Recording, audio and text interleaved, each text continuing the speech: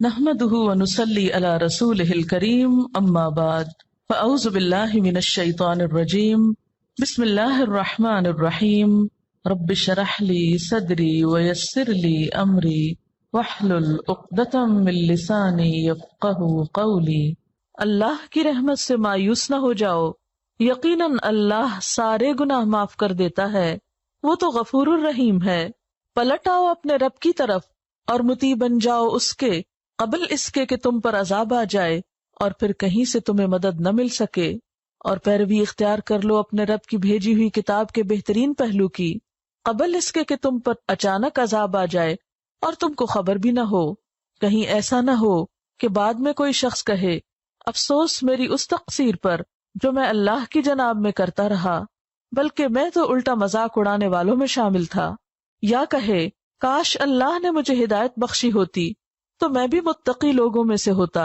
یا عذاب دیکھ کر کہے کاش مجھے ایک موقع اور مل جائے اور میں بھی نیک عمل کرنے والوں میں شامل ہو جاؤں، اور اس وقت اسے یہ جواب ملے کہ کیوں نہیں، میری آیات تیرے پاس آ چکی تھیں، پھر تو نے انہیں جھٹلایا اور تکبر کیا اور تو کافروں میں سے تھا۔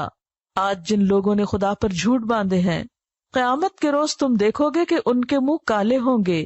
کیا جہنم میں متکبروں کے لیے کافی جگہ نہیں ہے؟ اس کے برعکس جن لوگوں نے یہاں تقویٰ کیا ہے، ان کے اسباب کامیابی کی وجہ سے اللہ ان کو نجات دے گا، ان کو نہ کوئی تکلیف پہنچے گی اور نہ وہ غمگین ہوں گے۔ قل یا عبادی الذین اسرفوا علی انفسہم، کہہ دیجئے اے میرے بندو وہ جو اسرفوا زیادتی کر چکے، علی انفسہم اپنے نفسوں پر، اپنی جانوں پر، جنہوں نے خود پہ ظلم کر لیا۔ اسراف کہتے ہیں گناہوں کی کثرت اور اس میں بہت آگے نکل جانا، یعنی بڑے بڑے گناہ کر بیٹھے۔ ان سے بھی کیا کہا جا رہا ہے؟ لا تقنطوا من رحمت اللہ، اللہ کی رحمت سے مایوس نہ ہو۔ یہ نہ سوچو کہ اب تو بس صرف ہلاکی ہوں گے، ہماری چھوٹ ہو نہیں سکتی کیونکہ ہم بہت گناہ گار ہیں۔ اچھا، یہ جو جملہ ہے نا ہم بہت گناہ گار ہیں، یہ بھی دو طرح بولا جاتا ہے۔ ایک تو حقیقت میں یو مین اٹ کہ ہم بہت گناہ گار ہیں، اور ایک یہ بہت گناہ گار ہیں دکھاوے کے طور پہ، ورنہ خود کو سمجھتے کوئی نہیں ہے گناہ گار، کیونکہ جو خود کو گناہ گار سمجھے وہ تو نظر ہی نہیں اٹھا سکتا، وہ تو حجت بازی کر ہی نہیں سکتا۔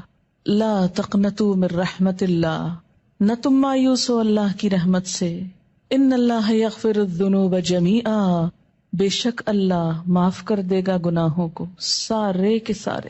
اس آیت میں یہ ہے نا کہ اللہ معاف کر نہیں سکتا، فرمایا نہیں کر سکتا ہے، کر دے گا، کرے گا۔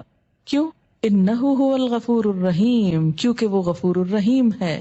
یہاں ہر شخص کو مایوسی سے نکالا جا رہا ہے، کتنا بھی بڑا کوئی گزشتہ زندگی میں گناہ یا جرم کیوں نہ ہو۔